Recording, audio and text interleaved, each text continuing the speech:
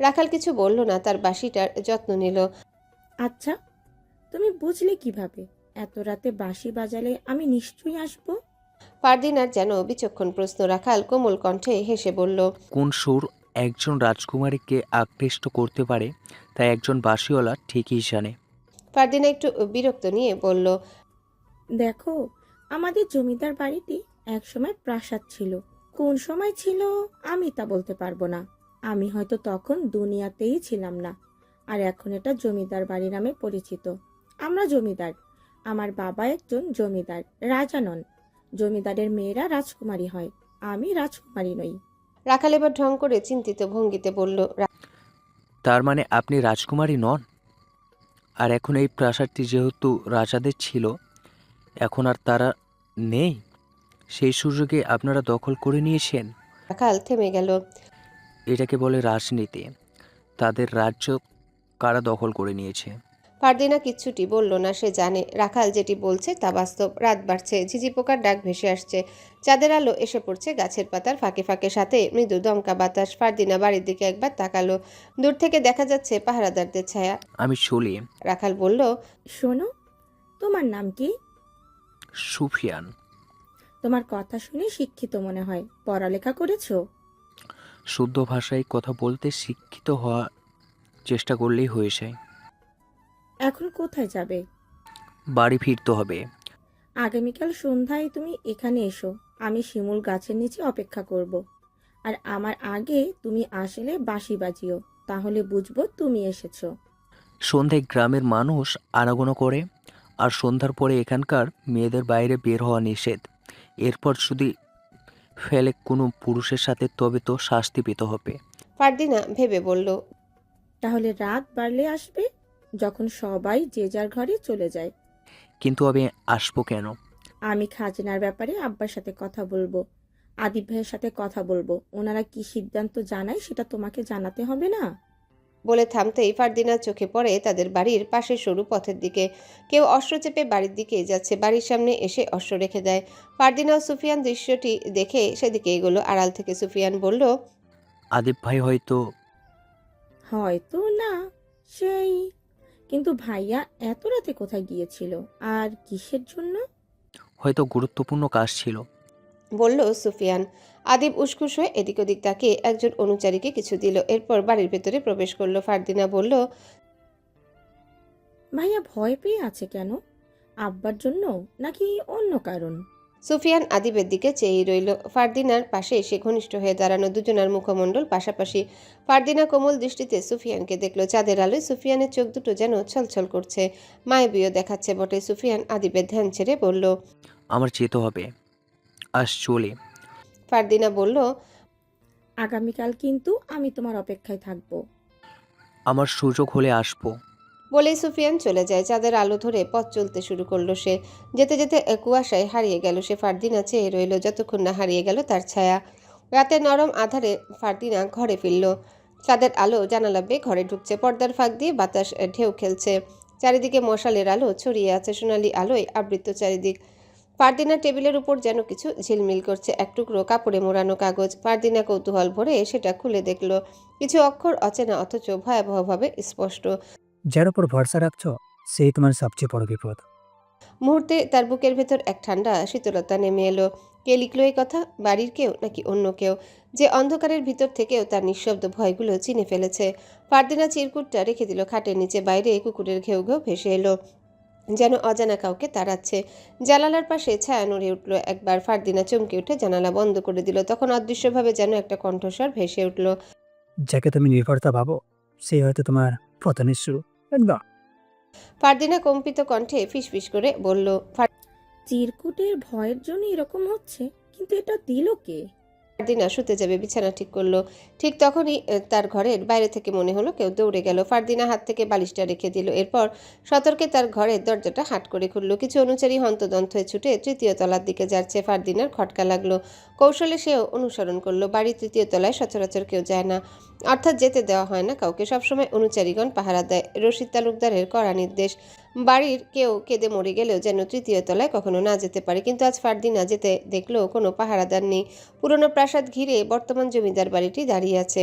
প্রাসাদ শব্দটি এখান থেকেও বিলীন হয়ে গেলেও প্রাসাদের ভেতরে অলিগলি পরিবর্তন হয়নি। এটি এমন একটি রাজপ্রাসাদ ছিল যার এক প্রান্ত থেকে ভেতরে প্রবেশ করলে সে রাস্তা হারিয়ে ফেলত। শত্রুদের শেষ করার জন্য প্রাসাদের ভেতরে বিপজ্জনক পথ তৈরি করে রাখা হয়েছিল।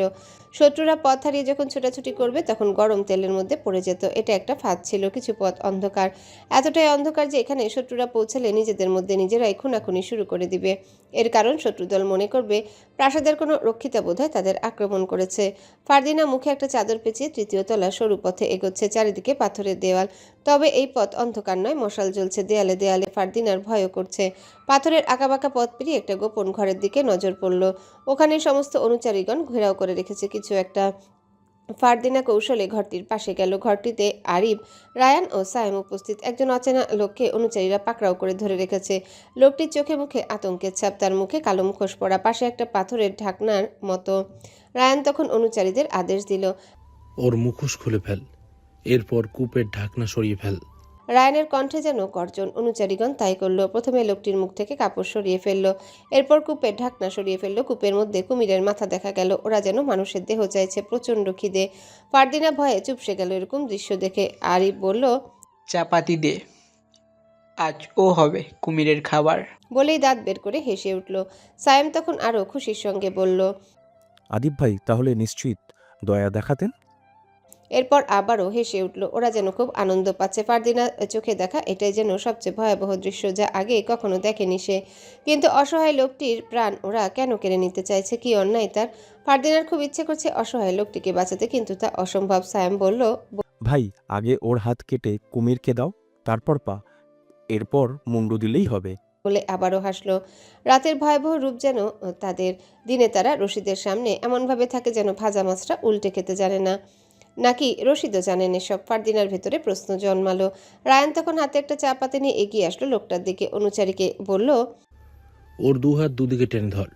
ছোট্ট ভাই আবদার করেছে যাতে ওর হাত আগে কাটি। এটা তো মানতেই হবে, তাই না?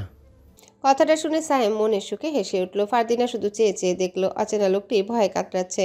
বয়স হবে আনুমানিক 45। মোটা তাজা শরীর তার, ভয়ের ছাপ তার দু চোখে নেমে এসেছে। কিন্তু লোকটি কিছু বলতে পারছে না। রায়ানের কোনো মায়া হলো না ওর জন্যে। সে চাপাতির কোপে লোকটার একটা হাত ছিনিয়ে নিল। লোকটা তখন তীর্যক চিৎকার করলো, যন্ত্রণায় ছটফট করতে শুরু করলো। ফারদিনা তার মুখ চেপে ধরলো, তার চোখে ভয়, আতঙ্ক। রায়ান হাতটি নিয়ে কুমিরের দিকে ছুড়ে দিল। এরপর লোকটির অপর হাতটি কাটলো। লোকটা তখন নিচে লুটিয়ে পড়ে ছটফট করতে শুরু করলো। আরিফ তখন বলল, ওকে আর চাপাতির আঘাত করিস না, কষ্ট হচ্ছে। তার চেয়ে কুমিরের মুখে দিয়ে দে, ওরা খাক, তাজা মানুষ। কথাটা শুনে সায়েম হেসে উঠল।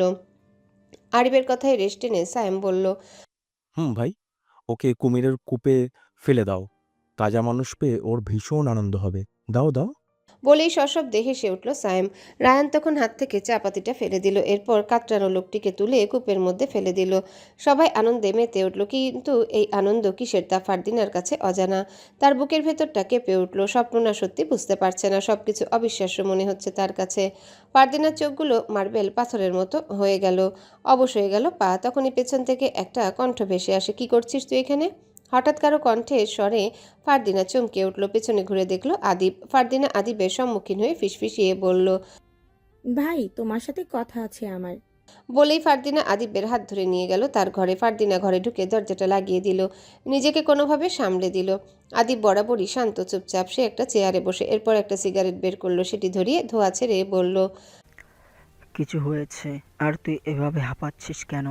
ফারদিনা আদিবের পায়ের কাছে বসলো, এরপর বলল, আমি হাঁটতে হাঁটতে ওই গোপন ঘরে চলে গিয়েছিলাম, কিন্তু ওইখানে যা ঘটলো তা দেখার জন্য আমি মোটেও প্রস্তুত ছিলাম না। কি দেখেছিস?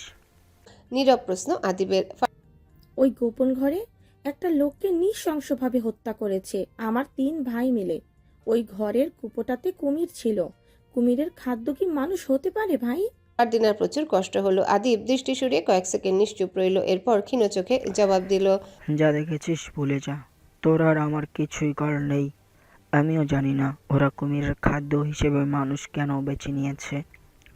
মানুষের থেকে কি কুমিরের বেঁচে থাকা বেশি মূল্যবান?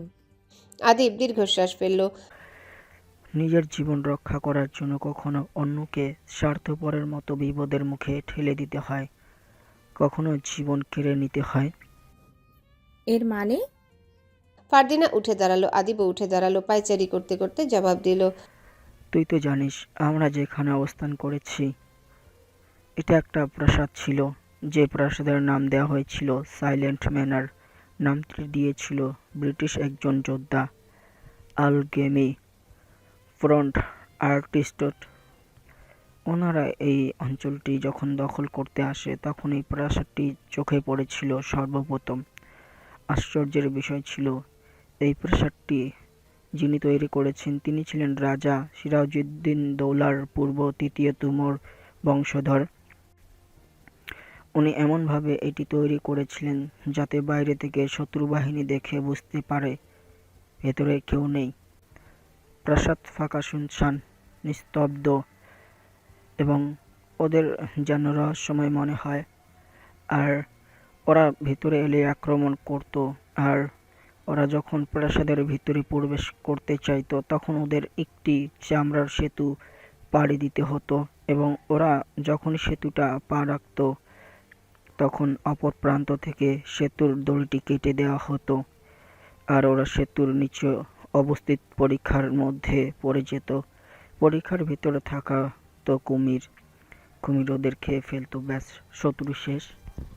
আদিব সিগারেট ফেলে দিল। ফারদিনা আশ্চর্য হয়ে বলল, তারা নেই আজ বহু বছর, কত সময় তা আমরাও বলতে পারবো না। কিন্তু সেই রাজার কি হয়েছিল যিনি এই প্রাসাদটি তৈরি করেছিলেন? মারা গেছে। এরপর তার ছেলের বংশধর, সেই বংশের নতুন বংশধর হতে হতে একসময় পতন ঘটে।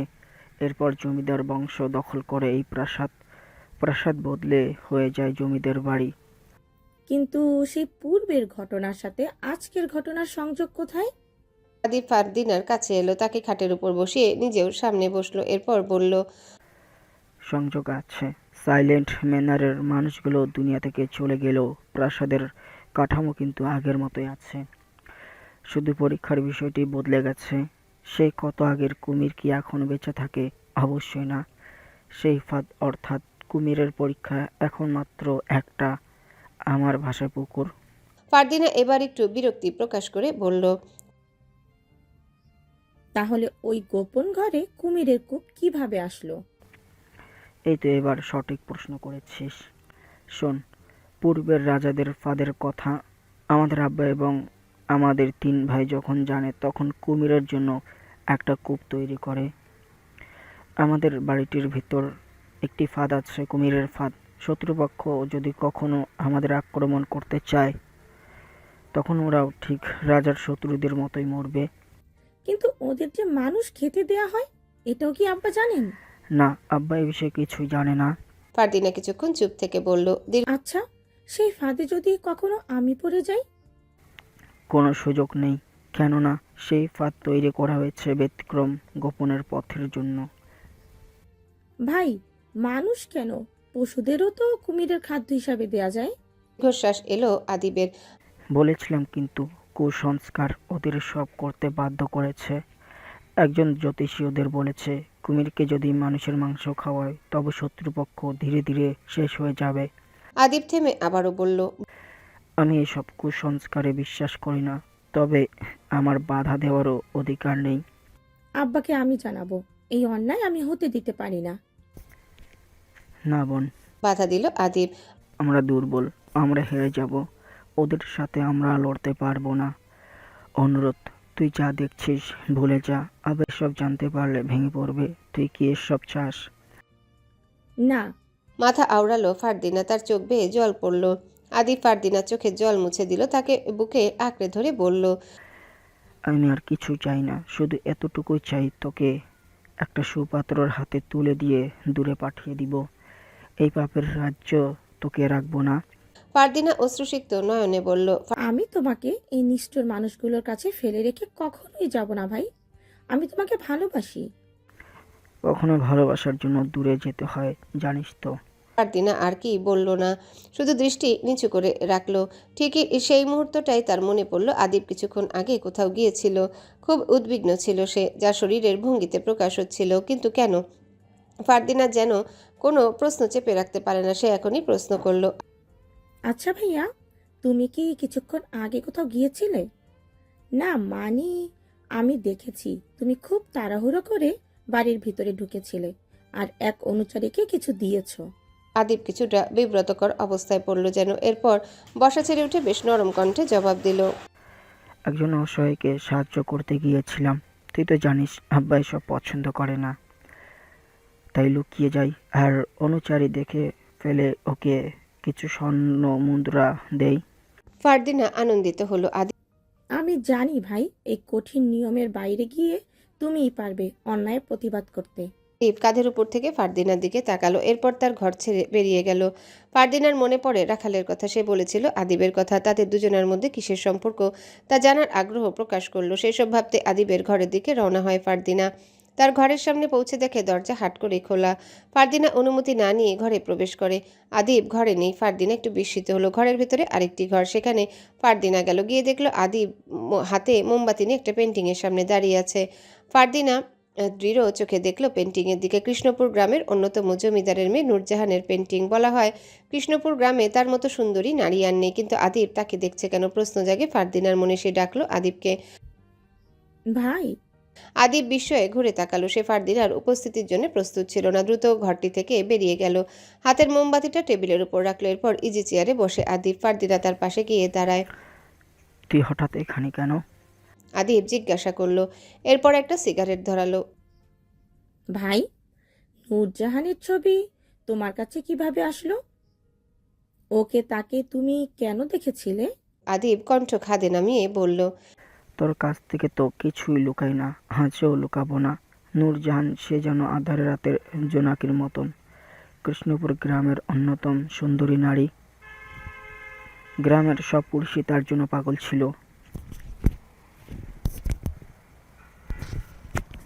ওর বাবার সাথে আমাদের এক সময় শত্রুতা ছিল। একবার বড় ধরনের ঝামেলা হয় পাটের ব্যবসা নিয়ে। সেই সময় দুই পক্ষ মিলে একটা সভার আয়োজন করেছিল কিভাবে সমস্যার সমাধান করা যায়। আর সেখানে আমি নূরজাহানকে দেখেছিলাম। রূপে মুগ্ধ হয়ে যাই। জীবনে প্রথমবার যেন কারো উপর এতটা মুগ্ধ হই। এরপর সেদিনে সবাই আমি ওর জন্য আমাদের পরাজয় মেনে নেই। বিষয়টি নূরজাহান বুঝতে পেরেছিল, কারণ দোষ ওদের ছিল। এতটুকু বলেই থেমে গেল আদিব। তারপর কি হয়েছিল? সময় সুযোগ করে নূরজাহানকে আমার মনের কথা বলে দেই। নূরজাহান বলে ভেবে ওর সিদ্ধান্ত জানাবে। আমি অপেক্ষায় রইলাম। ওর সিদ্ধান্তর অপেক্ষায় থাকতে থাকতে আর ওর প্রতি দুর্বল হয়ে পড়ি। ভালোবেসে ফেলেছিলাম অনেক। থেমে গভীর শ্বাস ছাড়ল আদিব। সিগারেটে লম্বা করে টান দিল। তারপর? আমি ঠিক 2 সপ্তাহ পর ওদের গ্রামে যাই। গিয়ে জানতে পারি মিশরের এক নাবিকের সাথে ওর বিয়ে হয়ে গেছে। তারপর কেটে গেছে 9টি বছর। আর ওর সাথে আমার দেখা হয়নি, আজও না। গ্রামটি কোথায়? আর তাদের জমিদারি এখনো আছে? এখান থেকে অনেকটা দূর। আগের মতো আর ওদের গ্রাম নেই, জমিদারিও নেই। আমাদের আমিলনগর গ্রামটিতেই এখন সবার বসবাস। আর এখনকার জমিদার এর সমস্ত ক্ষমতা আমার আব্বার। থেমে আদিব কয়েক সেকেন্ড চুপ থেকে বলল। জানিস তো দুনিয়াতে সবচেয়ে সুন্দরতম অনুভূতি কিসে? কিসে? আদিব ফারদিনার দিকে তাকিয়ে বলল। এই দুনিয়াতে সবচেয়ে সুন্দরতম অনুভূতি হচ্ছে কারো প্রেমে পড়া। আর সবচেয়ে কঠিন অনুভূতি হচ্ছে নিজের শখের মানুষটিকে অন্যের সাথে ভাবা। ফারদিনা চুপচাপ। আদিব সিগারেট মাটির একটা পাত্রে ঢেলে দিল। এরপর ফারদিনার দিকে তাকিয়ে ফিসফিসিয়ে বলল। আমার ভালোবাসা সত্যি ছিল, কিন্তু ভালোবাসার মানুষটি বলছিল। কিন্তু আমি চাই তুই কারো প্রেমে পড়, সঠিক এবং সৎ কারো।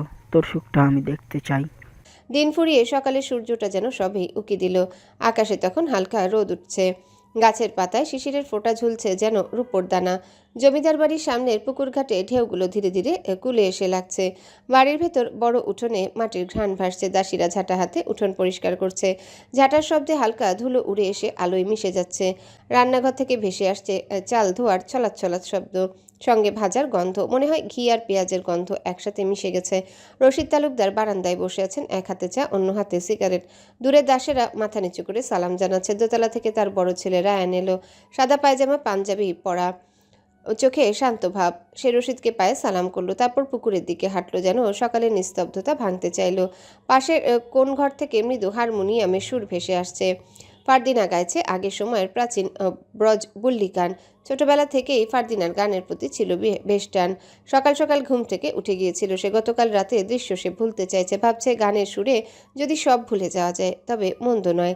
সে গাইছে গলা ছেড়ে, তার গলায় যেন ভোরের পাখির ডাক মিশে গেছে। এক মুহূর্তের জন্য মনে হয় বাড়িটা শুধু গরিমা নয়, এক শান্ত মায়ায় ভরে গেছে। দালানে দালানে হাঁটছে দাসেরা, কেউ পানি নিচ্ছে, কেউ চিঠি নিয়ে ছুটছে কাচারি ঘরের দিকে। আজও খাজনা আদায়ের দিন, গ্রামের মানুষ আসবে জমিদারের সামনে নত হয়ে দণ্ডবত প্রণাম করতে। তবু এই সকালটা অন্যরকম। আকাশ নীল, বাতাসে পাকা ধানের গন্ধ। বেলা ঠিক 11টার দিকে। গতকাল অনেকেই খাজনা দেয়নি, আজ অনেকে হাজির হয়েছে। রশিদ তালুকদার ছড়ি হাতে বসে আছে ঠিক বাড়ির সামনে, সাথে তার 4 ছেলে ও অনুচারীগণ। ফারদিনাও এসে দাঁড়ায় আদিবের পাশে। একে একে এসে অনেকেই চাল ধান দিয়ে যাচ্ছে। কেউ কম দিলে রশিদ তাকে কটু কথা শোনায় এবং নির্দিষ্ট সময় দেন বকেয়া দেওয়ার জন্যে।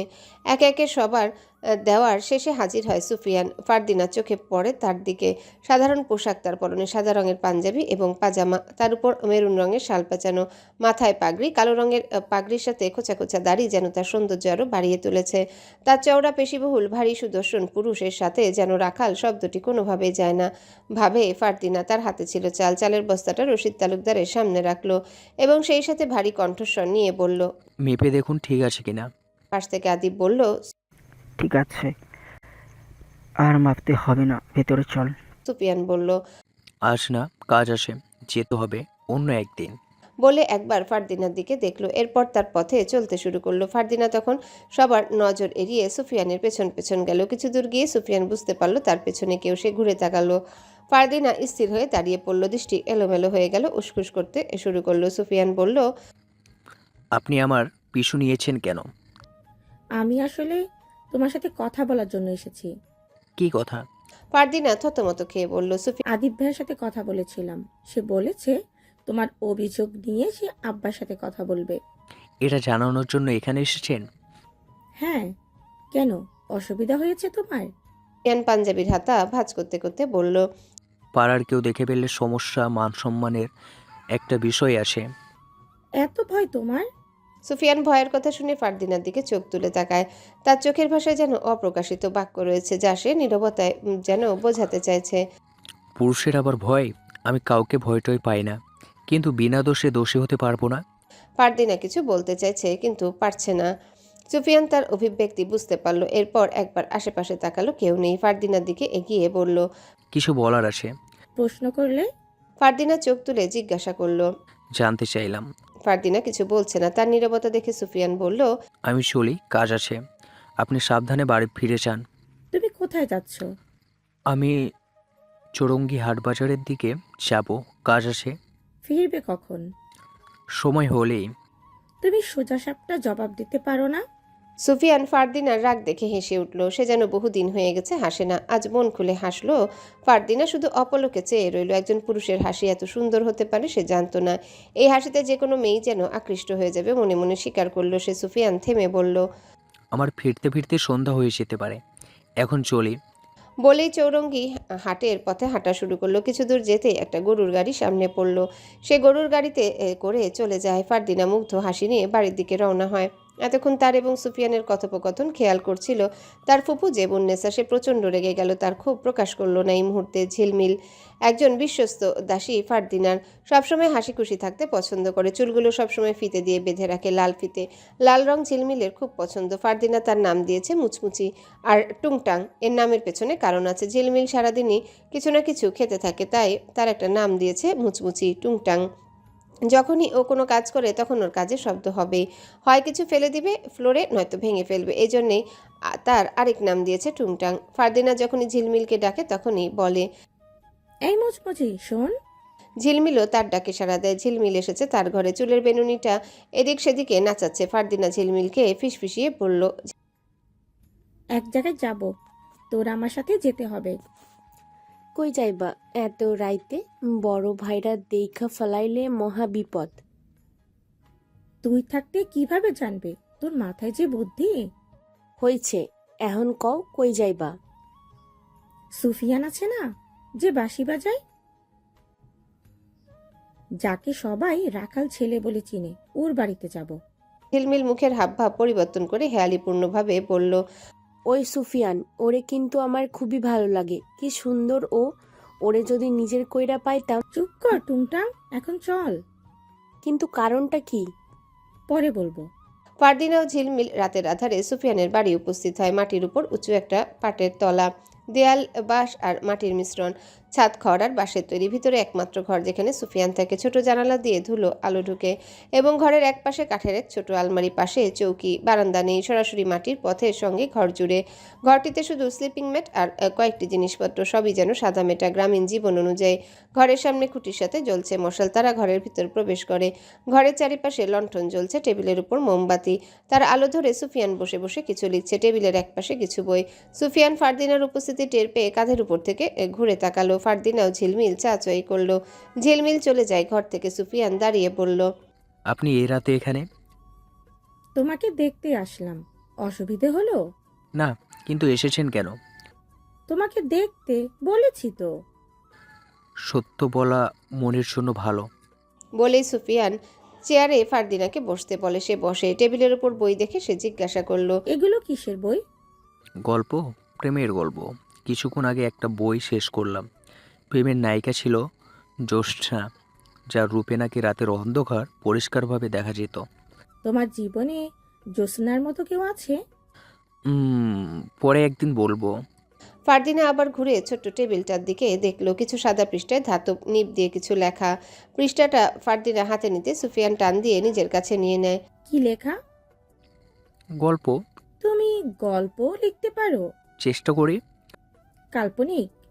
সুফিয়ান ভেবে বলল, বাস্তবতা নিয়ে লিখতে চাই। প্রেমের গল্প? বোধ হয়। বলে মৃদু হাসে সুফিয়ান। কিছুক্ষণ নীরবতায় কাটলো। ওদিকে ঝিলমিল পাহারা দিচ্ছে। ফারদিনা আগ বাড়িয়ে বলল, আজ আমি শিমুলতলায় আসতে বলেছিলাম, আসলে না কেন? আমি গেলে এখানে আপনি আসতেন? তুমি খুব শেয়ানা, খুব ভালো ঘুরিয়ে পেঁচিয়ে কথা বলতে পারো। সুফিয়ান কিছু বলবে ঠিক তখনই ঘরের বাইরে থেকে এক শক্ত কণ্ঠস্বর ভেসে এলো। সুফিয়ান, ঘরে আছো? মজিদ মিয়ার গলা। সুফিয়ান বাইরে এলো। কি হয়েছে চাচা? গত কয়েকদিন ধয়ডা শামসুলের দুধের পোলাজারে হুনছি গত বৃহস্পতিবার রাতে 3 জন মিলা ঘুমাইছে। শামসুল, ওর বউ আর 2 বছরের পোলা পাচ্ছু। সকালে দেহে পাচ্ছু নাই। মজিদ মিয়া এতটুকু বলে থামলো। সুফিয়ান কোনো প্রতিক্রিয়া করছে না। ঘরের ভেতরে ফারদিনা। সে যদি এরকম ঘটনা শুনে নিশ্চয়ই ভয় পাবে বলে ধারণা করল সুফিয়ান। সুফিয়ান ঘরের দিকে আর চোখে তাকিয়ে এরপর মজিদের দিকে দেখল। এ বিষয়ে আমি দেখছি কি করা যায়। আজকে রাতে আদিব তালুকদারের সাথে কথা বলবো পাঁচুর বিষয়। আপনি বাড়ি ফিরে যান। মজিদ মিয়া মাথা কাত করে সম্মতি জানালো। সে চলে যায়। সুফিয়ান ঘরের ভিতরে প্রবেশ করলো। ফারদিনা একটা বই হাতে নিয়ে উল্টে পাল্টে দেখছে। সুফিয়ান পাশ ঘেঁষে দাঁড়িয়ে বলল, কেউ দেখে ফেলার আগেই আপনি চলে যান। আমি তোমার থেকে ছোট্ট। আপনি আপনি কেন করছো? তুমি বলে সম্বোধন করো। তুমি বললে কি হবে? কি আর হবে? আমার শুনতে ভালো লাগবে। সুফিয়ান বলল, তাহলে বলাই চাই। সত্যি? আমি মিথ্যা বলি না। ফারদিনা কয়েক সেকেন্ড চুপ থেকে বলল, তুমি এত প্রেমের গল্প পড়ো, আচ্ছা বলো তো, প্রেম ভালোবাসা মানে কি? ভালোবাসা তোমাকে একা করে ভাঙবে, তারপর নতুন করে গড়ে তুলবে। এটাই তোমার কাছে ভালোবাসার মানে? আমি তোমাকে এখনো বলতে পারবো না ভালোবাসার ব্যাখ্যাকে। এতটুকুই থাকুক। এখন কেন নয়? প্রেমের সঠিক ব্যাখ্যা দিতে হলে আগে প্রেমে পড়তে হয়। তখনই ঘরে উপস্থিত হয় ঝিলমিল। ও বেশ হন্তদন্ত হয়ে যেন ছুটে এলো। ফারদিনা, অনেক সময় হয়েছে, এখন চল। কোনো এক অজানা কারণে ফারদিনার এই ঘর থেকে যেন যেতে ইচ্ছা করছে না। ইট পাথরের গড়া প্রাসাদের থেকে মাটির এবং বাঁশের কঞ্চির ঘরে যেন এক স্বর্গীয় সুখ পাওয়া যায়। কথাটা বলেছিল ফারদিনার দাদি। তার সেই কথার সাথে যেন আজ ফারদিনা মিল পেল। কি হলো, চল। তারা দিল ঝিলমিল। সুফিয়ান বলল, যেতে ইচ্ছে করছে না। ফারদিনা মাথা আওড়ালো। না। সুফিয়ান চেয়ারের কাঁধের উপর হাতের ভর রেখে বলল, আমাকে ভরসা করো। এবারও মাথা আওড়ালো। হ্যাঁ। 2 দিনের পরিচয়ে কতটা ভরসা করতে পারলে? ফারদিনা 2 হাত দিয়ে দেখালো। অনেকটা। সুফিয়ান এবার একটু নড়ে চড়ে দাঁড়ালো। হাত দুটো ঘষে নিয়ে গরম করলো। এরপর বলল, কতটা ভরসা করো এখনই প্রমাণ হয়ে যাবে। ঝিলমিল, তুমি ঘর থেকে যাও তো, আমায় একটু কাজ আছে। বলতেই ফারদিনা ঝিলমিলের হাত ধরে দৌড়ে ঘরের বাইরে চলে আসে। ফারদিনার ভয়ের মুখশ্রী দেখে সুফিয়ান সশব্দে হেসে উঠল। সেও ঘরের বাইরে আসলো, বারান্দার খুঁটির সঙ্গে হেলান দিয়ে দাঁড়ালো। ফারদিনা উঠোন পেরিয়ে যেতেই পিছনে ঘুরে দেখল সুফিয়ানকে। থমকে দাঁড়িয়ে পড়ল সে। এরপর সুফিয়ানকে লক্ষ্য করে বলল, যখনই তোমার বাঁশির সুর পাবো আমি কিন্তু ছুটে আসব, অপেক্ষায় থাকবো। জমিদার বাড়ির আঙিনাটা আজ যেন অন্যরকম। সন্ধ্যা নামার আগেই আলো মালা জ্বলেছে বারান্দা থেকে উঠোন পর্যন্ত। প্রাচীন সিন্দুক থেকে বের করা পিতলের ঝাড়বাতি ঝুলছে ছাদের মাঝখানে, ঝিকমিক করছে আলোয়। বাতাসে আতরের গন্ধ ও ধূপের ধোঁয়া ধীরে ধীরে মিশে যাচ্ছে জোনাকির ঝলকানির সাথে। রাতটা যেন কেমন করে অচেনা হয়ে উঠেছে। বাড়ির চারিপাশে নিস্তব্ধতা, আজ কেবলই গানের অপেক্ষায়। রশিদ তালুকদার একটা গুরুত্বপূর্ণ কাজের জন্য শহরে গেছেন। তার অনুপস্থিতিতে তার ছেলে রায়ান, আদিব ও সায়েম আজ আয়োজন করেছে এক রাতের রঙ্গমঞ্চ। এক কথায় বলা ভালো বাইজিদের রাত। মাজাঙ্গিনার উপর ঘেরা একটা হলঘর, যেটি একসময় ছিল অতিথিদের জন্য, আজ তার প্রতিটি কোণ সাজানো লাল মখমলে, দেয়ালের গাঁথনি ঘেরা আলোকমালায় সোনালি ঝলক। ঘরের মাঝখানে কার্পেট পাতা, চারিপাশে রূপার গ্লাস, পানীয় আর নানা রকম মিষ্টান্নের পসরা। রায়ান বসে আছে উত্তর দিকের আসনে, গায়ে হালকা সোনালি বেনারসি পাঞ্জাবি, চুলগুলো পিছনে আঁচড়ানো, হাতে ক্রিস্টালের গ্লাসে হালকা রঙের পানীয়, ঠোঁট স্থির কিন্তু উদাস হাসি যেন মেখে আছে। পাশে ছোট ভাই আরিফ, তার চোখে মৃদু কৌতূহল, যেন এই জগৎ তার কাছে নতুন কোনো স্বপ্নের মতো। সায়েম পানীয় খাচ্ছে, সে যেন সর্বদাই সুখী। আদিব এরকম পরিস্থিতিতে আসতে চায়নি, তাকে জোর করে আনা হয়েছে। সব প্রস্তুত। রায়ান জিজ্ঞাসা করলো। কোনো এক দাসী মাথা নিচু করে বলল। হলঘরের বাইরে তখন পায়ের শব্দ, মেঝেতে আলগোছে বাজছে পায়জামার ঝুনঝুন, আর তার সঙ্গে মিলছে তবলার প্রথম আঘাত। তারপর ধীরে ধীরে প্রবেশ করলো তারা, তিনজন বাইজি, যেন রাতের আলোয় ফুটে থাকা রজনীগন্ধার মতো। তাদের পরনে গাঢ় লাল রঙের ব্রোকেট লেহেঙ্গা, হাতে সূচিকর্ম ও মিরর ওয়ার্ক দ্বারা পূর্ণ। প্রথমে আসলো সায়রা, কপালে লাল টিপ, চুলে গোলাপ গোজা, আরেকজনের চোখে কাজল, ঠোঁটে মৃদু হাসি। তার নাম কাশ্মীরা। তৃতীয়জন সবচেয়ে তরুণী, হয়তো 20 বছরও হয়নি, তার নাম মেহের। আদিব বেশ অস্বস্তি বোধ করছে, কিন্তু বাকি 3 ভাইয়ের সাথে যোগদান যেন করতেই হলো তাদের মন রক্ষার্থে। রায়ান, আরিফ, সায়েম তারা হাতে পানীয় নিয়ে তবলা শব্দের সাথে সুরের সাথেই বলে উঠল, নাচো। বাইজিরা নাচ শুরু করলো, তবলার তালে তালে শরীর দুলে উঠল, গানের ছন্দ ভেসে উঠল। দূর কোথাও যাস প্রিয়ে, ফিরে আয় মোর ঘরে। রায়ানের দৃষ্টি চলে গেল মেহেরের দিকে। ঘরের আলোয় যেন তার চোখের দীপ্তি ছিটকে পড়ছে মেঝেতে। ছেলেরা একে একে নিঃশব্দ হয়ে গেল। রায়ান চোখের পলক ফেলল না, মদ এক চুমুক নিয়ে বলল, গানটা যেন মদের চেয়েও মধুর, আর ওর নাচ। বলেই হাসলো। বাইজিদের মুখে হাসি, কিন্তু সেই হাসির ভিতর যেন এক ধরনের শূন্যতা। তার চোখে বাইজিদের শরীর নয়, তাদের চোখের ক্লান্তি ধরা পড়ে। কত রাত এমন কেটেছে, কত দরজায় নাচতে হয়েছে, সেই ভাবনাটাই যেন রায়ানকে কেমন করে নরম করে তুলল। তবলা তালে তালে তাদের পায়ে নুপুর বাজে। রায়ানের চোখে রক্তের আভা দেখা দিল। হঠাৎ সে বলল, এই জীবনের আনন্দও বড় অল্পস্থায়ী, তাই না আবির? আরিফ চুপ করে রইল। তার মনে হচ্ছিল এই গানে হাসি সব কিছু যেন চিরস্থায়ী না হলেও এর মতো শান্তি আর কিছুতেই নেই। নাচের মাঝে মেহের একবার তাদের দিকে তাকালো। তার দৃষ্টিতে ক্লান্তি, তবু সে হাসলো, যেমন ফুল ঝরে পড়ে তবু গন্ধ ছড়ায়। রায়ান গ্লাসে আবারও ঢাললো মদ, ধীরে ধীরে বলল, এই রাতে কোনো শোক নেই, শুধু আনন্দ। কিন্তু বাইরে তখন ঘন কুয়াশা জমেছে, সাথে দমকা হাওয়া। দূরের কুকুরের ডাক শোনা যায়, যেন প্রকৃতি নিজে প্রতিবাদ করছে আড়ম্বরের। বাইজি মেয়ের সবচেয়ে সুন্দরী, সে গানের সুর ধরছিল। সুর শেষ করে বসে পড়ল কার্পেটে। সে জল চেয়ে নিল, মৃদু কণ্ঠে বলল, গান গাইলে মন ভালো হয়, কিন্তু শেষে কে শোনে কান্না? রাহান শুনতে পেল, কিছু বলল না। গ্লাসের তলায় তার নিজের মুখ প্রতিফলিত হলো, এক ধরনের নিঃসঙ্গতা নিয়ে। আরিফ শুধু বলল, গান থামিও না মেহের, এই রাতের নীরবতায় গানেই ঢেকে থাকুক। তখন তবলার তালে তালে আবারও উঠল সুর, কিন্তু এবার গানটা একটু ভারী। এই দেহখানি মাটির হইবে, রবে কেবল নাম। এক মুহূর্তে ঘরের ভিতর কেমন যেন নেমে এলো এক বিষণ্ণ আবেশ। বাইরের বাতাস থেমে গেল, প্রদীপের আলো দুলে উঠল, মদের গন্ধের নিচে ছড়িয়ে পড়ল চন্দনের গন্ধ।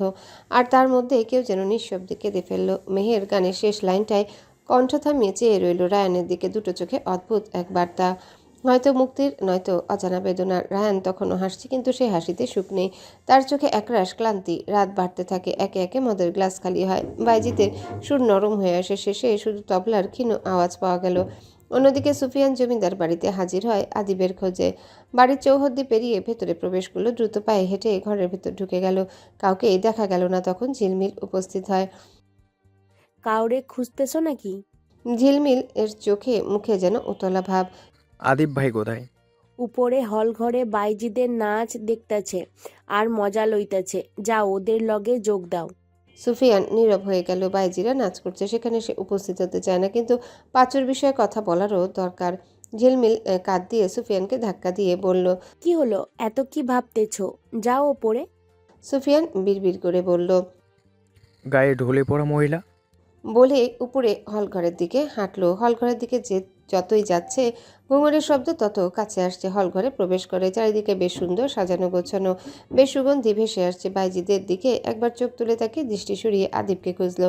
আদিব পূব পাশে আসনে বসে আছে। সুফিয়ান সেদিকে যায়। আদিব দেখলো সুফিয়ানকে। রায়ানও চোখ তুলে দেখলো সুফিয়ানকে। সে হেসে উঠে দাঁড়ালো, বলল, তুই এসেছিস ভালো হয়েছে। আয় মজা কর, পানিও নে, বাইজিদের রূপ উপভোগ কর। সুফিয়ান নাকচ করতে তিনজন বাইজি মিলে সুফিয়ানকে টেনে নিয়ে কার্পেটের উপর দাঁড় করিয়ে দিল। এরপর বাইজিরা মিলে সুফিয়ানকে ঘিরে নাচতে শুরু করলো।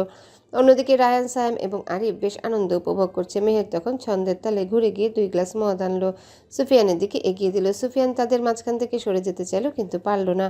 মেহের কাশ্মীরা জোর করে তাকে মদ খাইয়ে দিল। এক চুমুক দেওয়ার পরে সুফিয়ানের মাথা ঝিম ধরে গেল। মেহের পুরোটা খাওয়ানোর জন্য চেষ্টা করলো। সুফিয়ান সরিয়ে দিলেও তারা পুনরায় জোর করে খাইয়ে দেয়। সুফিয়ান বাধ্য হয়ে পুরোটা খেয়ে নিল। আদিব রায়ানকে উদ্দেশ্য করে বলল, ভাই কিছু বল, সুফিয়ান এসব খায় না, পরে নেশা হয়ে যাবে। তুই চুপ কর, ধীরে ধীরে এসব খাওয়া অভ্যেস হয়ে যাবে। ওকে ভালোই মানাচ্ছে সুন্দরীদের পাশে, কি বলিস? আদিব কিছু বলল না। সে অসহায়ের মতো সুফিয়ানকে দেখলো। ইতিমধ্যে নেশায় ধরে গেছে সুফিয়ানকে। তার চোখের সামনে সবকিছু ঝাপসা হতে লাগলো। ধীরে ধীরে একেবারে থেমে যায় গানের সুর, বন্ধ হয় তবলার সুর। সুফিয়ান ঢলে পড়তে মেহের ধরে নেয়। সুফিয়ান তার টাল সামলে নেয়। দৌড়ে আসে আদিব। সুফিয়ানকে ধরতে চাইলে রায়ান বলল, ওদের থেকে সরে যা, মেহের ওকে আরাম করার জন্য ঘরে নিয়ে যাক। আদিব সরে যায় বাধ্য ছেলের মতো। মেহের সুফিয়ানকে ধরে একটা ঘরে নিয়ে যায়। তার শরীরের বল শক্তি ক্রমাগত কমে গেল। মেহের তাকে খাটে শুইয়ে দেয়। ঝাপসা চোখে একবার মেহের দিকে দেখলো সুফিয়ান, পরিষ্কার দেখা গেল না। মেহের ক্ষীণ দৃষ্টিতে সুফিয়ানকে দেখলো। মসৃণ মুখ, তার মাথায় একটা পাগড়ি। মেহের বিছানায় হাঁটু রেখে শরীরে ঝাঁপ দিল সুফিয়ানের উপর। এরপর পাগড়িটা খুলে ফেললো। সুফিয়ান তখন নড়ে চড়ে শয়, কিছু বলতে চাইছে। মেহের মাথা নিচু করে কোমল কণ্ঠে জিজ্ঞাসা করলো। কিছু বলতে চাইছো? সে ফিসফিসিয়ে বলল, ফারদিনা। মেহের বিস্ময়ে তাকিয়ে রইল। জমিদারের মেয়ের নাম তার মুখে শুনে খানিকটা চিন্তিত হলো। সুফিয়ান পুনরায় বলল, ফারদিনা। এরপর গভীর ঘুমে আচ্ছন্ন হয়ে গেল। ফারদিনা তার ঘরের এক কোণে বসে গুনগুন করে গান গাইছিল। এমন সময় ঝিলমিল উপস্থিত হয়। ফারদিনার পাশে বসে বলল, তুই কি বাঁশিওয়ালার কথা ভাবতেছিস? মিথ্যা কইলে কিন্তু হইব না। আমি সবার মনের কথাও টের পাই। ফারদিনা চুপচাপ। তার নীরবতায় যেন তার উত্তর। সেই রেশ টেনে ঝিলমিল বলল, তোর বাঁশিওয়ালা হল ঘরে বাইজিদের সঙ্গে নাইচা মদ পান কইরা হয়তো এতক্ষণে। বাকি কথা ঝিলমিল গিলে লাজুক হাসি দিল। এসব তুই কি বলছিস? ফারদিনা হকচকিয়ে গেল। আমি ঠিকই কইছি। শোন, তোরে একটা গল্প কই। এক রাজকুমারী আর এক যোদ্ধার গল্প। তোর লগে মিলতেও পারে, কমু? তুই তোর গল্প নিয়ে থাক। বলেই ফারদিনা দৌড়ে হলঘরের দিকে গেল। সেখানে দুজন বাইজি বসে মুদ্রা গুনছে, সাথে কিছু দাসীরাও আছে। সে একজন দাসীকে জিজ্ঞাসা করলো। সুফিয়ান কোথায়? সে ইশারায় আরাম করার ঘরটি দেখিয়ে দেয়। ফারদিনা ছুটে গেল ঘরটির দিকে। সুফিয়ান নিথর দেহে যেন ঘুমাচ্ছে। একজন বাইজি সুফিয়ানের পা থেকে জুতা খুলে দিচ্ছে দেখে রাগে গজগজ করতে করতে বলল, এই মেয়ে, তুমি ওকে স্পর্শ কেন করছো? মেহের উঠে দাঁড়ালো।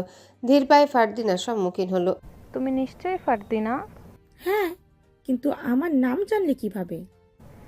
এই গ্রামের সবাই তোমার নাম জানে। এর আগে আমি তোমাকে দেখিনি, আজ দেখলাম। ওর সাথে এই ঘরে কেন তুমি? কি করছিলে তোমরা? ও এভাবে ঘুমাচ্ছে কেন? মেহের মুখে হাসি এনে বলল, ঈর্ষা হচ্ছে? কাউকে ভালোবাসলে ঈর্ষা হওয়ারই কথা। আমার প্রশ্নের জবাব তো এটা নয়। বলেই ফারদিনা সুফিয়ানের কাছে গেল। তার পাশে বসে মেহের খোলা চুলগুলো খোপা করতে করতে বলল, নেশা জাতীয় পানীয় খেয়েছিল, টাল সামলাতে পারছিল না, তাই আমি এই রুমে এনে শুয়ে দিয়েছি। ফারদিনা কিছু বলে না। মেহের আগ বাড়িয়ে বলল, সেও কি তোমাকে ভালোবাসে? হয়তো না। সেও তোমাকে ভালোবাসে? আমার তেমনটি মনে হচ্ছে না। মুখটা ধোঁয়াশা হয়ে গেল ফারদিনার। সে নেশার ঘরে তোমার নাম বলেছিল, নিশ্চয়ই তোমাকে ভালোবাসে। নেশার ঘোরে তো মানুষ আবোল তাবোল বলে, একথা তুমি বিশ্বাস করলে? মেহের মুচকি হেসে বলল। পুরুষেরা নেশার ঘরে কখনো মিথ্যা কথা বলে না। সে তোমার নাম বলেছে, তার মানে সে তোমাকে খুঁজছিল।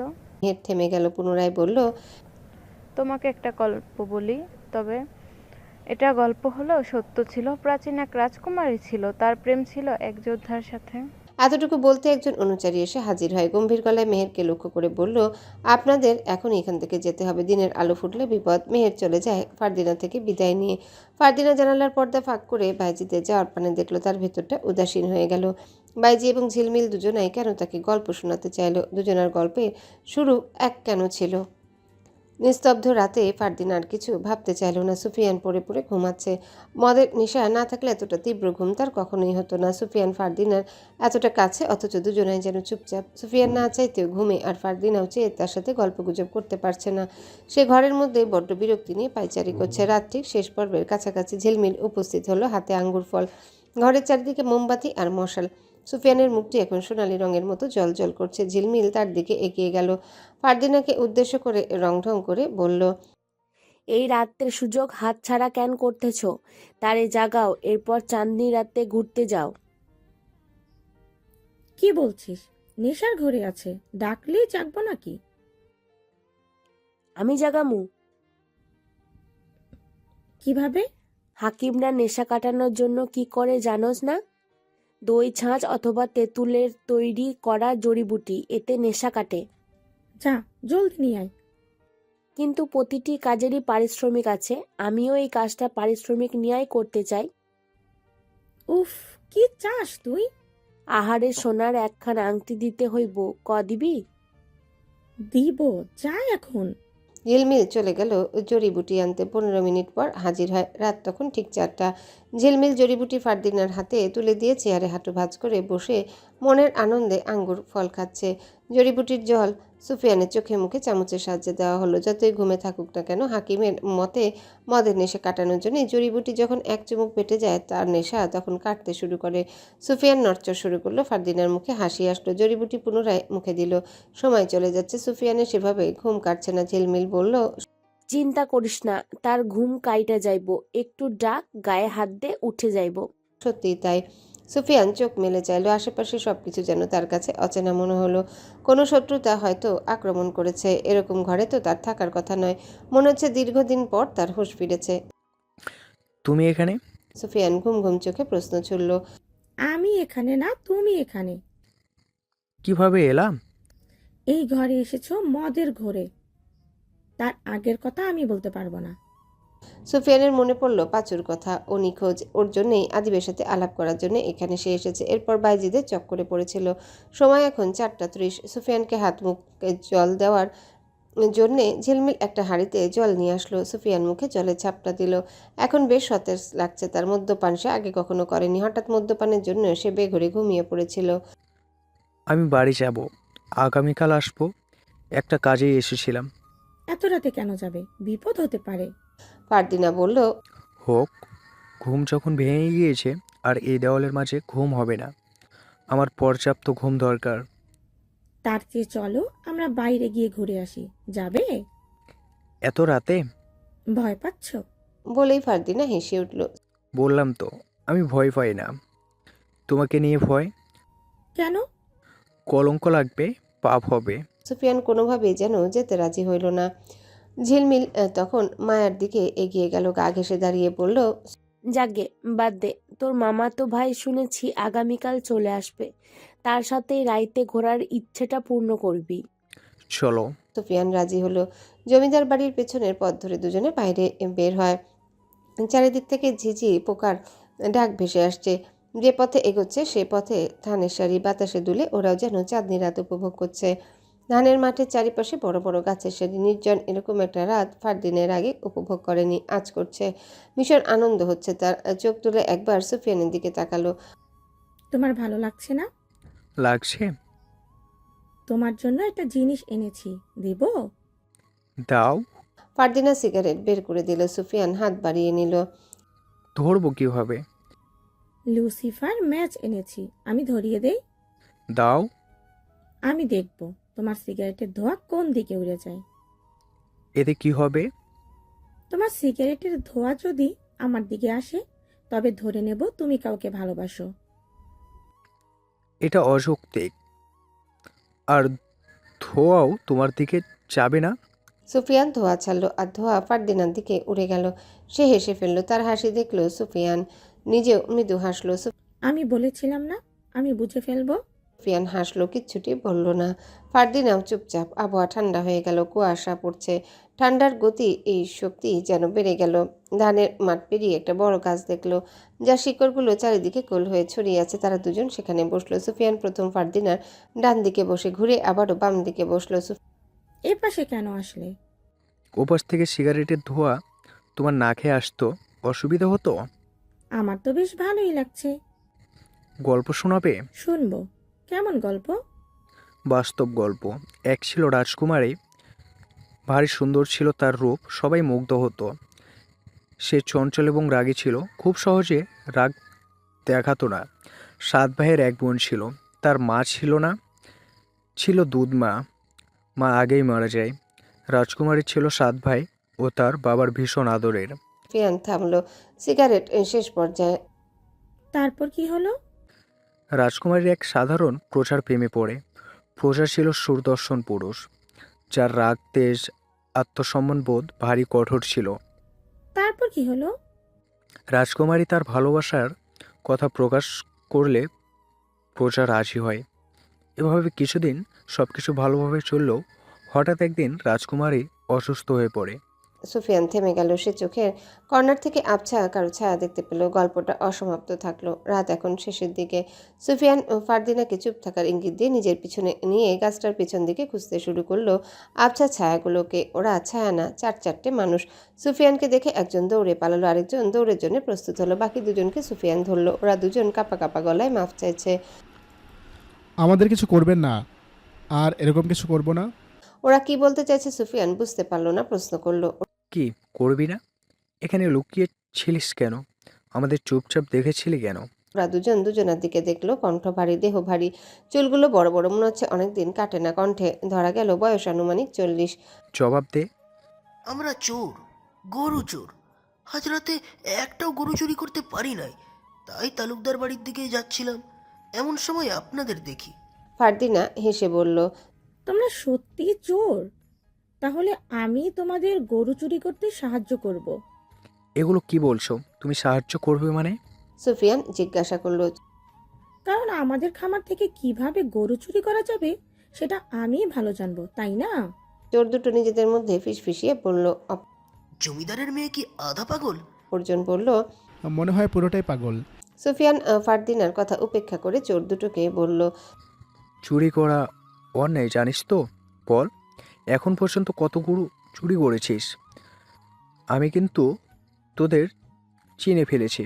সত্য না বললে কিন্তু কালই রশিদ তালুকদারের কাছে সব সত্য বলে দিব। এরকমটা করবেন না। এখন পর্যন্ত 30টার উপরে গরু চুরি করেছি, সব বিক্রি করে টাকা খরচ করে ফেলেছি। সুফিয়ান ওদের কলার ছেড়ে দিল, গাছের শিকড়ের উপর বসলো। ওদেরও বসতে বলল। ওরা হাঁটু ভাঁজ করে বসে। সুফিয়ান দৃঢ় কণ্ঠে বলল, চুরি করা মানে অন্যের হক ছিনিয়ে নেওয়া। সব পাপের মধ্যে এটাও অন্যতম পাপ। এখন পর্যন্ত অনেকের হক মেরে খেয়েছিস। আমি তোদের সত্য বলবো না, একটা শর্তে। কি শর্ত?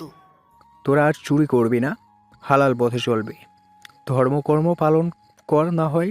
দুজন একসাথে দুই ধরনের জবাব দিল। একজন বলল হয়, অন্যজন বলল না। সুফিয়ান না ধরে নিল। ওরা ধর্মকর্ম পালন করতে হবে, চুরি ছেড়ে দিতে হবে। কিন্তু কিন্তু আমরা খাবো কি করে? কৃষিকাজ করে। আমাদের সাধারণ মানুষের জন্য কৃষিকাজ রয়েছে। কৃষিকাজের জন্য জমি দরকার, নিজেদের না হলেও বর্গা দরকার। কে দিবে জমি? কার জমিতে ফসল ফলাবো? আমি দেব। তোরা আমার সাথে কাজ করবি? ভেবে জবাব দিল। করব। করবি? তোদের সাথে যে 2 জন ছিল ওদেরও আগামীকাল নিয়ে আসবি আমার বাড়িতে। নিয়ে আসবি তো? আসবো। তোদের বাড়িঘর আমি চিনি। তোরাই যে চোর তা জানতাম না। এখন বল তোদের নাম কি? ওরা ভেবে বলল। আমার নাম বদুর কালাই। অপরজন বলে। হাবলু লাঠিয়াল। লাঠিয়াল? সুফিয়ান নিচু স্বরে বলল। আগে আমি লাঠিয়াল দলে ছিলাম, সময় এখন আমায় গরুচোর বানিয়ে দিয়েছে। অসাধারণ। সুফিয়ান হাঁপ ছেড়ে বাঁচল। অসাধারণ বলায় হাবলু দাঁত বের করে হিহি করে হেসে উঠল। হাসছিস কেন? ওই যে আপনি অসাধারণ বললেন। তোদের পূর্ব পরিচয় শুনে অবাক হলাম। যাকগে, ভোরবেলার কাছাকাছি সময়।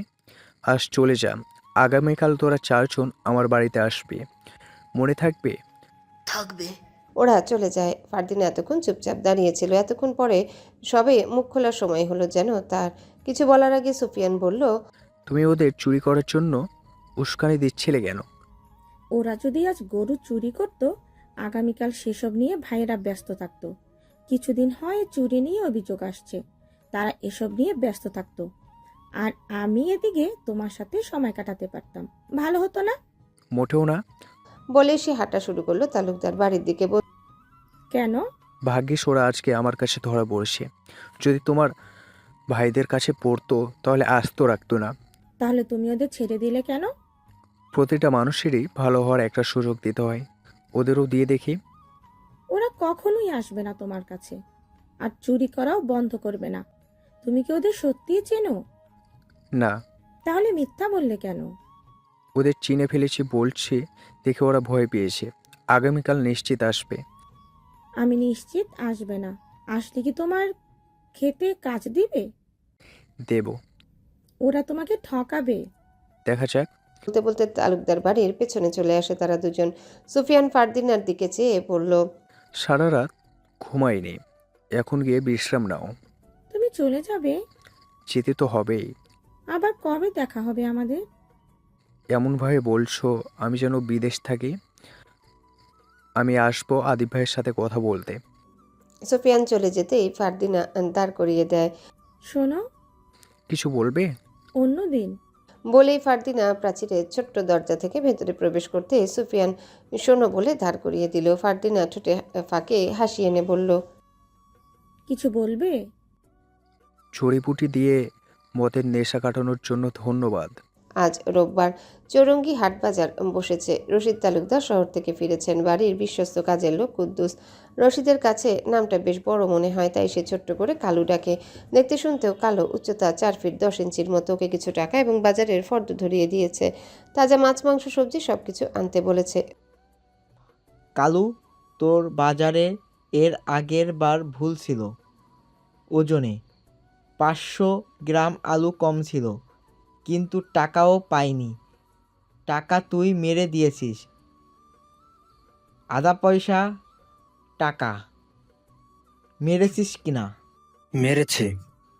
এর জন্য শাস্তি দরকার কিনা? দরকার। রশিদ সিগার ফুঁকলো। কিছু টাকা কুদ্দুসের দিকে এগিয়ে দিল। এখন আমি যাব। আমি না থাকাকালীন কেউ এসেছিল? কে এসেছে বলিসনি তো? দে বলছি। কুদ্দুস চিঠি দিল। রশিদ মিনিট 5 পর চিঠি পড়ল। পড়া শেষে মৃদু হাসলো। কুদ্দুস জিজ্ঞাসা করলো। যা বুঝলাম, দারোগার নিব, কলমের কালির অভার, সাথে 60টা বানান ভুল। বলে হেসে উঠল। আপনাকে তো আজে বাজে কথা বললো উনি। জমিদারের ঠিক মতো ইদানিং পালন করছেন না, আর আপনি হাসছেন। শোন কালু, জীবনের প্রতিটা মুহূর্তে বেশি বেশি হাসতে হয়, খারাপ সময় একটু বেশি হাসতে হয়। এতে কি হয় জানিস? আপনি বললে জানাবো। মন সতেজ হয়। যা 1 কাপ চা নিয়ে আয়। বাজারে যেতে দেরি হবে না? হবে না। আগে বাজার না আমি? আপনি? কুদ্দুস জানে রশিদের কথার পাল্লায় পড়লে শেষ। চা নিয়ে আসে কুদ্দুস। চা হাতে নিয়ে চুমুক দিল রশিদ। কুদ্দুস বলল। এখন আমি যাব। আগে আমি চা পান করি। চায়ে ভুল থাকতে পারে। চায়ে ডুবে থাকে। থাকে। চায়ে চিনি, মশলা, চা পাতা ঠিকঠাক আছে কিনা দেখা উচিত। নয়তো অতিথি যখন আসবে তাদের যদি এভাবে ভুলভাল দিস, তারা তখন অসন্তুষ্ট হবে। হবে কিনা বল? হবে। চা ঠিক আছে, এখন যা বাজারে। সুফিয়ান ঘরের সামনে বসে বসে লিখছে, পাশে এক কাপ চা, পরনে হালকা ধূসর রঙের ফতো এবং পাজামা, শীত ঠেকাতে শাল পরেছে। ফারদিনা এবং ঝিলমিল তার বাড়ির উপস্থিত হয়। ফারদিনা আজ পরেছে লাল রঙের মসলিন শাড়ি, কপালে কালো ছোট্ট টিপ, চুল একপাশে রেখে বিনুনি করে। সুফিয়ান তাদের দেখে লেখা বন্ধ করলো, খাতা পাশে রেখে দিল। তোমরা সকাল সকাল এখানে? ফারদিনার জবাব এলো, সুযোগ পেয়েছি তাই চলে এসেছি। আব্বা আজকে আসছেন, ভাইরা তার সাথে ব্যস্ত। এখানে কেন এলে? তোমার চোরগুলো এসেছে কিনা দেখতে আসছিলাম। এসেছে? আসলে তো দেখতেই। আমি নিশ্চিত ওরা আসবে না, তোমাকে ধোকা দিয়ে গতকাল পালিয়েছে। আমি কখনো হারি না, এই যে ওরা এসেছে। বলেই ফারদিনা মাটির বারান্দায় বসে। ফারদিনা চোখ তুলে দেখলো বদরু, হাবলুকে দেখা যাচ্ছে, সাথে আরো দুজন। সুফিয়া মসৃণ হাসে। ওরা এসে দাঁড়ায় তাদের সামনে। পরনে চারজনের সাদা লুঙ্গি, সাদা আর সাদানি, ময়লা জমে কালচে হয়ে গেছে, গায়ে পুরাতন ফতুয়া, চুল দাড়িতে ভরপুর। সুফিয়ান একটা পাটি দিল, ওরা চারজন পাটিতে বসে। সুফিয়ান বলল, তোরা আমার সম্মান রক্ষা করেছিস। তোরা চোর, কিন্তু বয়সে আমার থেকে বড়। আমি তোদের তুই ডাকছি। সেদিন ভালো করে কোনো কাজ করতে পারবি, ওই দিন তুমি বলবো, বুঝেছিস? বুঝেছি। বদরু বলল, চুরি বাটপারে এইসব অন্যায়, আজ থেকে এসব বন্ধ। তোদের আমি কাজ দেব।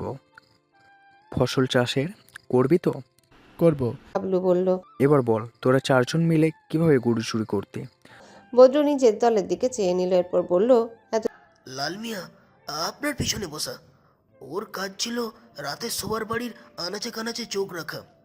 সোলেমান যারা গরুর ব্যবসা করত তাদের সাথে ভালো বন্ধুত্ব করত, তাদের ঠিকানা জানতো। হাবলু আর আমি গরু চুরি করতাম। চুরির রাতে আমরা একসাথেই থাকতাম। চুরির পর দিন নদীপথ ধরে গরুগুলো শহরে নিয়ে বিক্রি করতাম। তোদের কৌশল আমার ভালোই লেগেছে। এটুকু বলে থামতেই ফারদিনা বলল, শোনো, তুমি তোমার বৈঠক শেষ করো, আমি রাতে অপেক্ষায় থাকবো। ফারদিনার কথা শুনে হাবলু আর বদরু কানে ফুসফুস করে বলল, মেয়েটা সত্যি পাগল। কথাটা সোলেমান শুনে খিলখিল করে হেসে উঠল। হাসলি কেন? সুফিয়ান প্রশ্ন করল। ততক্ষণে ফারদিনাও ঝিলমিল চলে যায়, ওরা চুপচাপ রইল। শোন, তোদের কাজ আমি ভাগ করে দিব। কি বলুন? বদরু বলল, সুলেইমানের তোর কাজ হচ্ছে সন্ধ্যা থেকে ভোর 6টা পর্যন্ত পুরো গ্রাম ঘুরে ঘুরে দেখা। বলেই আবার হেসে উঠল সোলেমান। নজর রাখতে হবে এবং কোথায় কি ঘটে সে ব্যাপারে আমাকে খবর দিতে হবে। এক কথায় গোয়েন্দার মতো। পারবি? তাদের বৈঠকের মাঝে মজিদ মেয়ে উপস্থিত হয়, কাঁধে গামছা, চোখে মুখে আতঙ্কের ছাপ। সুফিয়ান, হুঁচ? কি হয়েছে চাচা? শামসুলের পোলাটা আজ সকালে পাওয়া গেছে। ভালো সংবাদ। কোথায় ছিলে? কি অবস্থা পাচুর? বাইচা থাকলে তো ভালোই থাকতো, কিন্তু কেউ মায়েরা ফেলছে। কি বলছেন? হ্যাঁ, শরীরে এক ফোঁটা রক্ত নাই, মুন্ডু আলাদা। সূর্য উঠেছে একদম মাথার উপরে, কুয়াশা মোটেও নেই। শামসুলের বাড়িতে কিছু গ্রামবাসী ভিড় করে রেখেছে। আজ সকালে একটা নর্দমার পাশে পাঁচুকে পেয়েছে। সমস্ত শরীর ধপধপে সাদা ছিল, মনে হচ্ছে কেউ শরীরে রক্ত চুষে নিয়েছে। মুন্ডুটা সাথেই ছিল। পাঁচুর মা চিৎকার করে কাঁদছে। শামসুল পাশে মাথায় হাত দিয়ে বসে আছে। তার প্রথম একটি কন্যা সন্তান হয়, ভূমিষ্ঠ হওয়ার পরপরই মারা যায়। এরপর দীর্ঘ একটা সময় কেটে যায়। এরপর পাঁচু জন্ম নেয়। পাঁচুর জন্মের সময় সবাই বেশ খুশি ছিল, আজ খুশিটা হারিয়ে গেছে। একজন লোক গিয়ে রশিদ তালুকদারের কাছে সংবাদটি পৌঁছায়। সে বলেছে এ বিষয়ে দারোগার সাথে কথা বলবে, তদন্ত করবে। আপাতত বিষয়টি নিয়ে যেন মাথা না ঘামানো হয়, গ্রামের দুর্নাম হবে। রশিদ তালুকদার চান না তার গ্রামে দুর্নাম ছড়াক। দুপুরের পর পাঁচুর জানাজা সম্পন্ন হয়। সুফিয়ান ও তার সাথে চারজন চোর উপস্থিত ছিল। সুফিয়ান তার ঘরের সামনে বসে আছে, হাতে সিগারেট, মুখে চিন্তার ছাপ। বদরু, হাবলু, সোলেমান, লাল মিয়া পার্টিতে বসে আছে। সুফিয়ানের ধোয়া ওদের দিকে যাচ্ছে। লাল মিয়া বলল, আজ আমাদের কি কাজ দেওয়া হবে নাকি চলে যাব? কেন, আজ কি হয়েছে? লাল মিয়া কিছুটা বিভ্রান্ত হলো। না, আপনি দেখছি খুব চুপচাপ। সিগারেট টানছি, এই জন্য চুপচাপ? সুলেইমানের কাজ আজ রাত থেকেই শুরু। বরুদ ওইখানে কোদাল আছে, রাস্তার পাশে পূব আর উত্তর পাশে কোনাকুনি জমিটা আমার।